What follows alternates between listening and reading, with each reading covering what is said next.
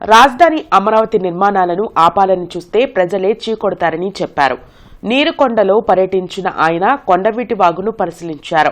West bypass bridge కింద వాగు ప్రవాహానికి మట్టి అడ్డుపడ్డం వల్లే నీళ్లు వెనక్కి వచ్చాయని తెలిపారు.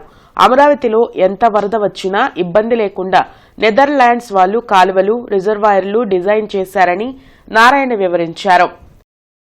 3 సంవత్సరాలు ఐకానిక్ బిల్డింగ్స్ ఎటువంటి పరిస్థితుల్లో పూర్తవుతాయి. దీని మీద దుష్ప్రచారం చేస్తూ మీరు పోతే తర్వాత ప్రజలు మిమ్మల్ని చీకొట్టుకుంటారు. ఎందుకంటే మేము ఇన్నిసార్లు చెప్తున్నాం, 3 సంవత్సరాల లోపల అమరావతి కంప్లీట్ చేస్తాం. చాలా చక్కటి ప్లాన్. ఇది నెదర్లాండ్స్ వాళ్ళ దగ్గర డిజైన్ చేయించాం. ఇది ఈ యొక్క డ్రైన్స్, ఎందుకంటే నెదర్లాండ్స్ వాళ్ళు దీంట్లో ఎక్స్పర్ట్స్. నెదర్లాండ్స్ యొక్క సీ కంటే కూడా వాళ్ళ టౌన్ కొద్దిగా డౌన్గా ఉంటుంది అనేది ఉంది. అందువల్ల వాళ్ళ ఎక్స్పర్ట్స్ అని వాళ్ళ దగ్గర డిజైన్ చేయించాం. వాళ్ళు ఇరిగేషన్ డిపార్ట్మెంట్ అందరూ కూర్చొని యాక్చువల్గా దీన్ని చాలా చక్కగా చేశారు.